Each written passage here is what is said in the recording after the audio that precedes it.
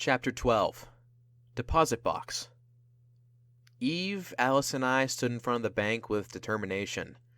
The building was just like many of the other shops in the strip mall. Tan bricks covered the walls with a glass front. Posters on rates and propaganda to join were taped across the windows. It looked like a normal, everyday bank. He worked hard to make this realistic. I'll give him that. Okay, Eve. When we get in there, hack into the security system to unlock the vault door. Alice, keep watch and protect Eve. If anything happens to her, get out of here and back to the house, I said. And why should I listen to you, blank? Alice growled. She crossed her arms like a child. I sighed, annoyed. Because Hal put me in charge of this mission, and if anything happens to you two, he'll kill me.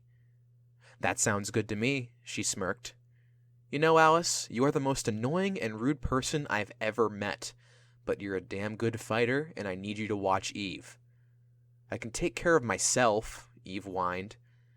I know you can, but I also couldn't live with myself if something happens, I blushed. Get a room, the Hispanic hissed. Bleh. I stuck my tongue out at her in a childish manner. She returned my gesture with the finger. No thanks, not interested, I smiled. You couldn't afford it, honey. I didn't know you'd sell yourself out so quickly, I laughed. Guys, stop it, Eve huffed, annoyed.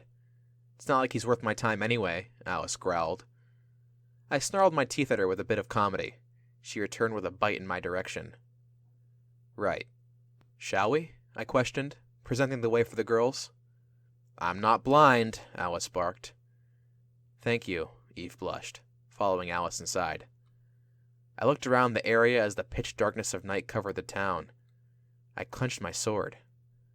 Why do I have such a bad feeling about this? John, Eve called from the door. Coming, I replied. I stared into the surrounding darkness, with the light engulfed into the madness of the unknown. I walked into the building, looking around the small waiting area. Eve was already at hard work cracking the safe. Alice appeared from the back of the office, nodding, indicating that the place was clear of others. Lights created a shelter from the black within the small office. Hey, Eve, how's it coming? I asked. If I could describe this in one word, it would be child's play, she grinned. That's 2 words, actually, I joked. Yeah, well, now it's open. How's that for 1 word? I laughed slightly, walking to the back of the office. It was pretty empty of, well, everything. No tables or chairs, just a large room with a metal door covering the far right wall. I noticed the door was slightly cracked, with light appearing from the inside. Eve did say she opened it. I pulled the door open, just enough to squeeze myself through. I turned to the small opening. The room was a solid silvery color and was clearly made of metal. A mat spread across the floor in a lime green coloring, much like the title of the bank. A metal table was the only object in the hold. The walls were lined with lock boxes, all with their own labels. I walked to the left wall, reading the names printed across the labels. Alphabetical seems to be the organization in this place. I traced my thumb across the names, searching through the A's. I finally came upon the locked box. I pulled the handle with no luck. Well, I really hope this mat is rubber. I lifted the sword that held so dearly in my right hand to the box. Here goes nothing. I stabbed the sword through the middle, as if it were wood. Never thought I'd say this.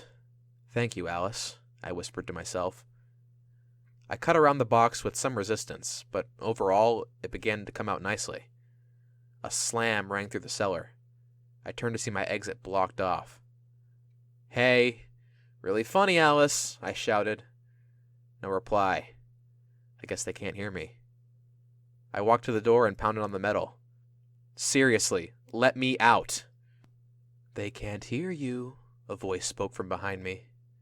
I turned to see that I wasn't alone.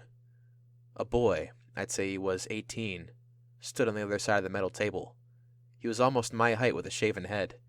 His skin was dark coffee with several bandages wrapped around his limbs with blood stains. He stared at me with determination and mystery. Okay, I'm still freaked out that he just appeared. He wore a solid orange shirt with a brown hoodie, ripped jeans, and black gym shoes. Hi? I spoke with hesitation. Blank, I'm here to retrieve that item. He pointed to the lockbox I just cut open. I kinda need it, I told him. And I was told to retrieve it from you. His voice held no personality. It was kind of weird, truthfully. Who are you exactly? I questioned. I am the hunter. You can call me Dan, he answered.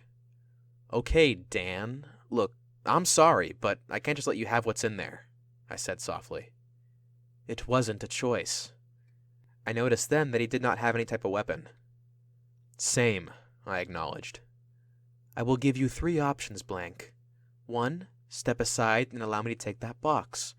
2, join Team 3 and return with me. 3, stand there and die. Dan spoke with a calm tone. Or I could not let you take it, I spat. I held up my sword with the blue light. The threat did not seem to affect the boy. Doe, am I correct? That's the name you've taken? Well, John Doe, I find it important to tell you that I've been here for 9 months. In comparison, you are a noob. Are you sure you want to waste your life over a box? Dan persuaded. Why do you even want what's in there? I snapped, trying to ignore his comment. I don't know. I'm only following orders. Ian, I'm guessing. Listen, why are you even following him? You seem strong on your own. Why are you letting him push you around? He is the captain. There is no other reason, Dan replied sharply. This isn't a game. It's life, I argued. No, this is a race. Only one team can win, he spat, jumping towards me. I dodged his hit, before turning to be met with another. His fist hit hard against my left cheek. He's fast. I swung my sword towards his legs, to ensure that if I do hit him, I won't kill him. He jumped, avoiding the hit. I moved around the table, letting the metal create a barrier between us. We stood on opposite sides, with eyes locked. As he moved right, I moved around to avoid him. We locked in this mirror movement for several seconds before he became annoyed. Dan jumped onto the metal table. I held up the sword, swinging at his feet. Again and again. He jumped to avoid my swings. I need to think quickly here. I looked at the blue glow of the sword and then at the table. I fired the attached gun at the table, covering the room in the blue coloring. I lay flat onto the rubber mat, waiting for the shot to end. I could hear Dan yelp in pain as the electricity traveled up his body. He fell against the table as his legs gave out. I pulled the sword off the metal, standing up as the blue faded from the world. Oh, shit. I threw down the blade and began to shake Dan. Hey, are you all... His hand came up, punching me to the floor. I looked up at the boy, who began to sit up again. I brushed my hand across my face. I looked at my fingers, painted with red from my nose. Dan jumped off the table, walking sluggishly towards me. He picked up the blade and pointed the blue at my neck. I swear, when I'm done here, I'm killing that bitch right after you, he huffed. Hey, I already have dibs, I joked. Dan stabbed down between my legs, making me yelp with fear. He was way too close. I rolled away from him and landed under the table. Well, this sucks. I could hear his footsteps on the top of the table. The blade shot through the metal, inches from my head. I did notice that he turned off the blue glow. I ducked as he pulled the blade out and shot it back in a different location. Panic filled my thoughts as I tried to avoid his stabs. Is this how I'm going to die? Hal was right. This plan was a horrible idea.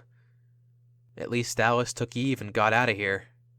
The sword cut through again, this time landing in my right shoulder.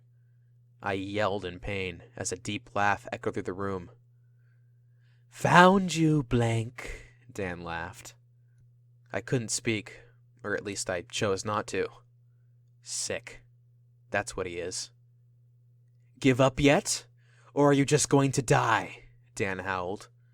I gasped, trying to bite my tongue from another wail. He lifted the sword up slightly, stabbing it back in with even more force. I cried out again, unable to prevent myself from doing so. Oh, did that hurt? Dan asked sarcastically. Survival took over.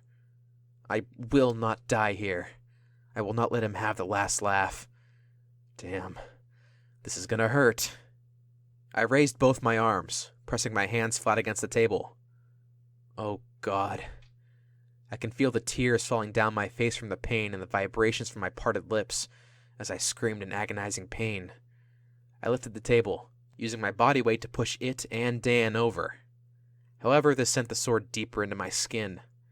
My breath was heavy as I tackled Dan. I punched him across the face as he struggled to free himself. He kicked my side, sending me over to my back. He was now holding down my arms. I spit in his face in an attempt to free myself, but he didn't budge. Anger covered his expression. "I'm going to enjoy this," he promised. He picked up my sword. Dan held both my arms high above my head with his left hand as he powered up the blue lights on the weapon with his right. "Game over, Blank," Dan snapped. Footsteps rang through the room, and soon those footsteps were met with a face. Alice punched Dan right off of me. She shook out her fist before picking up a weapon I had lost. I looked up to see Eve standing in the doorway of the vault in a ready position, with a small taser at the ready. Alice flicked her head up to move a strand of hair from her vision. "I'm the only one allowed to kill him. Got that?" Dan looked up at the two girls, and then at me with annoyance. He cracked his jaw, standing to be met with Alice's glare. He grit his teeth, holding his hands above his head to show his surrender. "What shall we do with you?" Alice pondered. "Take him to Hal," Eve shouted, raising her hand like a child in school. "No, that would mean he'd find out where we live, and we can't have those threes following us," Alice discussed. Give him to the Zeros?" Eve suggested. "Nah, too much effort, and it's almost midnight. The Zeros aren't active until day." There was a long silence as the girls decided his fate. Alice lifted her gun up to Dan's head with a happy expression. "Let's just end him here and now. That'll teach those threes to wander in our territory." "No!" I shouted. I pulled down her gun with my good hand. "And why not? Teach this dirty three where he belongs," Alice snapped. "Because he's a person. Threes, ones, who cares? We're all people. We don't need to go around killing each other. That's just what he wants from us," I reasoned. I pointed up. "You really don't know how this game works, do you?" Dan growled. Alice snarled her teeth before kicking Dan in the gut. "Tell Ian that's from me." "Eve, let him through," Alice commanded. "But leader's orders," she finished. The Hispanic girl turned to me with annoyance. "Don't expect me to be listening to you like this ever again. The only reason I even care about what you're saying is that Hal put you in charge. Got that?" I nodded, making way for Dan to pass. He seemed confused and at the same time thankful. None of us want to die. After the boy left, Alice took hold of the lockbox, carrying it out of the vault. Eve stared at me with curiosity. "Why didn't you kill him?" He wouldn't have hesitated if it were any other way around. "Because I don't want to see anyone die," I stated sheepishly. "The thought of death itself is terrifying. I really don't want blood on my hands either." "John, what are you going to do if we win? Only one team can survive, remember?" Rings filled the room, cutting our conversation short. Eve took her phone out of her pocket, clenching it tightly as she walked outside. I followed, unaware that it had gotten so late. The sky lit again with bright coloring of white and blue. Players' rankings. The rules of the game are simple. Survival. Rankings. 1. The hacker. 2. The brain. 3. The killer. 4. The hunter. 5. The engineer. 6. The bomber. 7. The blank. 8. The spy. 9. The fighter. 10. The gymnast. 11. The medic. 12. The princess. 13. The map. 14. The memory. 15. The photographer. All eyes fell upon Eve. 1.